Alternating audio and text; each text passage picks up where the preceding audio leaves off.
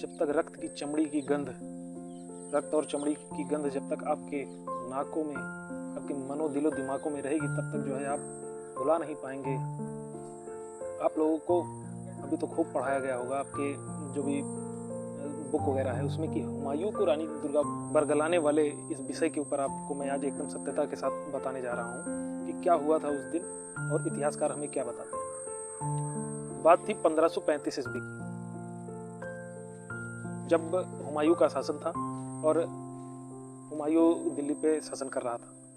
उस समय शेर खां जो कि अपना आधिपत्य बनाए हुए था, लेकिन शेर खां ने कुछ दिनों बाद जो है शेर खां ने कुछ दिनों बाद हुमायूं के साथ संधि कर ली और अपने एक बेटे को सूबेदार बना के छोड़ दिया। लेकिन दक्षिण में बहादुर शाह था जो कि हुमायूं के लिए सिरदर्द बना हुआ था।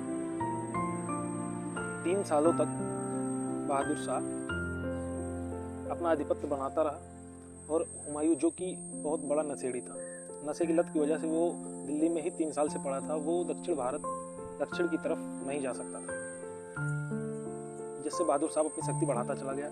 लेकिन दरबारियों के बार बार कहने और बार बार टोकने के बाद जो है हुमायूं अंततः विवश होकर दक्षिण की तरफ बहादुर शाह से युद्ध करने के लिए निकला। लेकिन जब वो आधे रास्ते में ही था तभी उसको पता चला कि बहादुर शाह चित्तौड़ के गढ़ में आक्रमण करने के लिए अपनी सेना लेके पहुंच चुका है।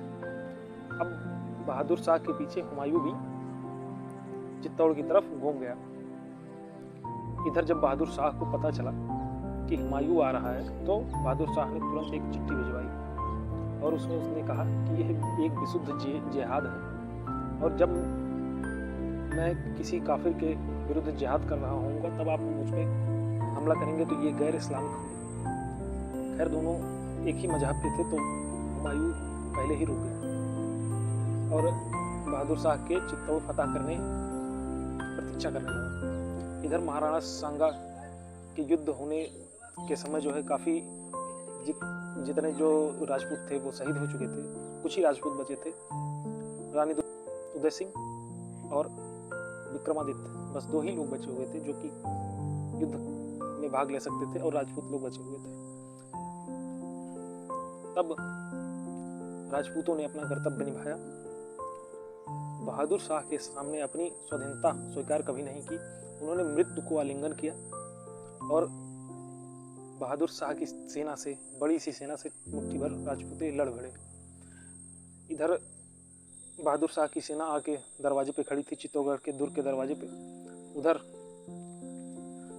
जितने भी राजपूत बचे थे, बच्चे बूढ़े जवान, सभी ने केसरिया साफा बांधा और अपने आप को मृत्यु के हवाले करने के लिए तैयार हो गए। इधर जितनी भी राजपूत रानियां थी वो महारानी दुर्गावती के साथ तुलसी बेलपत्र, तुलसी गंगा जल मुंह में रख के जौहर के लिए तैयार हो गई। जैसे ही सुबह हुई, जैसे ही दरवाजा खुला, मुट्ठी भर राजपूत पूरे बहादुर शाह की हजारों लाखों की सेना पर टूट पड़े और बिजली की तरह उन्होंने तलवार भाजना शुरू कर दिया।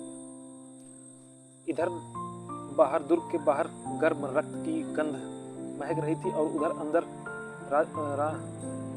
अपनी राजपूत वीरांगनाओं के साथ तुलसी और गंगा जल मुंह में रखे मृत्यु को आलिंगन कर रही थी, अग्नि को आलिंगन कर रही थी।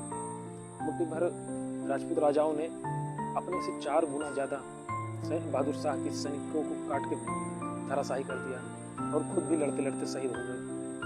इधर राजपूतों ने अपनी सभ्यता और संस्कार दिखाया। अब बारी थी बहादुर शाह के उसकी सभ्यता और संस्कार का। बहादुर शाह जीतने के बाद, चित्तौड़ दुर्ग जीतने के बाद अंदर जब घुसा तो उसने वहाँ पे जो भी चित्तौड़गढ़ की प्रजा थी उनके साथ इतना बर्बर व्यवहार किया। बच्चों को भाला की नोक पे टांग के मारा, औरतों को लूट लिया, सबको तहस नहस कर दिया, जिसको पाया जैसे पाया वैसे मारा, पीटा, काटा, फेंका। और हुमायूं जो कि चित्तौड़ दुर्ग से कुछ ही मील की दूरी पे था, उसे सब कुछ पता था, लेकिन वो चित्तौड़ को तबाह होने तक चुपचाप देखता रहा। और हमारे इतिहासकार ये बताते हैं कि महारानी हुमायूं को राखी भेजकर भाई के रूप में उनसे सहायता मांगी थी, जो कि एकदम सरासर गलत है। जब तक महारानी रुक्मिणी जो खून रक्त जला था, जो बहा था, उसकी गंध जब तक हमें पता है, उसकी गंध जब तक हमें आएगी तब तक हम इस बात को जानेंगे कि हुमायूं ने क्या किया था। लेकिन कुछ इतिहासकारों ने ऐसा किया कि वो हमारे जो भी पूर्वजों ने जो भी किया था हमारे लिए अपने प्राण के जो भी बलिदान किया था, उसको भुलाने के लिए उन्होंने बहुत ही अच्छी तरीके से किताबों में कहानियाँ गढ़ी, ताकि हमारे बच्चों के दिमाग में, हम भी जब बच्चे रहेंगे तो हमारे दिमाग में घुस जाए और हम सोचने लगें कि ये कितना महान था। अकबर महान बताया जाता है, जो कि मुगल इतिहास में बहुत ही हरामखोर शासक था, और अकबर महान बताया जाता है। जितने भी मुगल थे कोई भी अच्छे नहीं थे, लेकिन सबको महान बताया जाता है। ये विडंबना है हमारे देश की संस्कृति को बिगाड़ने की, और इस पर सरकार भी कोई एक्शन नहीं ले रही। वही चीज़ जो गलत है वही पढ़ाया जा रहा है, और हमें अपने लक्ष्य से वंचित किया जा रहा है, हमें अपना इतिहास भुलवाया जा रहा है। ये कितना गलत है।